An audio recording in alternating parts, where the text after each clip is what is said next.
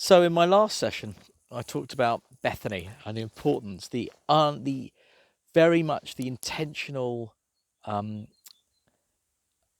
mission of Jesus to spend time in Bethany, the house of the poor. And what's fascinating, of course, about Bethany is it isn't just a place where he goes to when he's alive, but Luke 24 tells us that he takes his disciples out to Bethany from Jerusalem, and it's there that he ascends to heaven. And we know that that that the next time we will see Jesus is when he physically returns again, and this time he will bring the glories of heaven to unite with earth, the day that the heaven and earth will finally meet again. Um, and what we see in Jesus is this embodiment of God, this incarnation of God. And one of the great poems of the New Testament, and there are a couple of ones in Ephesians, ones in Philippians, and some people say that they might be written by, did I say Ephesians? I think it's Colossians. They might be written by Paul, or more likely they were early hymns of the New Testament. Well, the Philippians one, Philippians 2, is where we get a whole doctrine about the nature of Jesus' incarnation. And this doctrine is the idea, the concept of kenosis, self-emptying, that Jesus empties himself, that Jesus strips himself bare of all his godly sort of like glory and becomes a man. And becomes both man and God. I think we need to Christology. We need to get that right. That Jesus doesn't lose his divinity when he claims his humanity, but what he does do in his self-emptying is he becomes like one of us. He doesn't seek to grasp though the glories of God. He decides. He makes a decision to be one of us, to live as one of us, to understand what it is to be human and to live as human and to suffer as a human, to struggle as a human, to be rejected as human. Reading today, Mark 6, 1 to 6, and Jesus goes to his own hometown.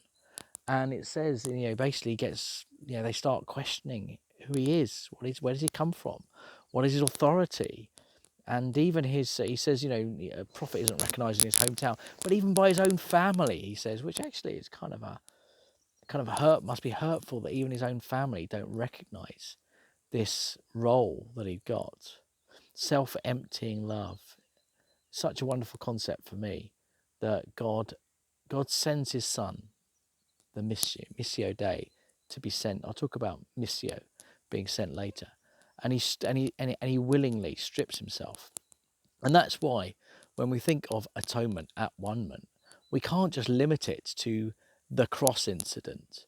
We have to see that in all of Jesus' life, all of his work, all of his ministry, he is atoning for us. He is becoming at one with us, learning what it is to be and to live as a human.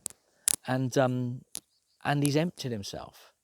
And so what does that have to do with us? Because I want to draw that back to us, is Christianity has become aspirational, and that's a long history of aspiration, of drawing people out of the gutter, in some ways, and then seeing them raised out of the gutter and then raised up. And actually, in some ways, that's a beautiful concept. We want people to be moved on from where they are, but the danger is we've become like everyone else. We move to houses that are in the best catchment areas. We try to get the best job, try to get that promotion, try to, ensure that our children get to the best universities, which actually is, again, it's not a bad thing. But we've become an aspirational faith, not a self-emptying faith. I love the idea in a book long time ago by a book guy called David Westlake of Tear Fund, and he wrote a book called Downwardly Mobile. And often our culture is based on upwardly mobile living, trying to get the best. But downwardly mobile seeks to go to the least. And I think more Christians need to become downwardly mobile, rather than following our culture into upward mobility. And I think that's what kenosis teaches us, that we need to ourselves find ways to become self-emptying, to lose, to strip ourselves of any glory we thought we had, and allow ourselves to be radically different, so that we can be in those communities where people don't have any aspiration, don't have any hope, live in fear, or or or live in concern of when the next, even meal is coming from. That's what we need to be. And the crazy thing is, many of us get that bug and go off overseas to do that. But you can do that in the UK. There are communities in the UK where children today during this lockdown will, unless they have a free school meal voucher, may not have had a hot meal today. That's in the UK. Something like 3 million children or something live below the poverty line in the UK. Self-emptying is an important concept, and it's one that we need to take on board and understand. Thanks for listening. Hope to see you again soon.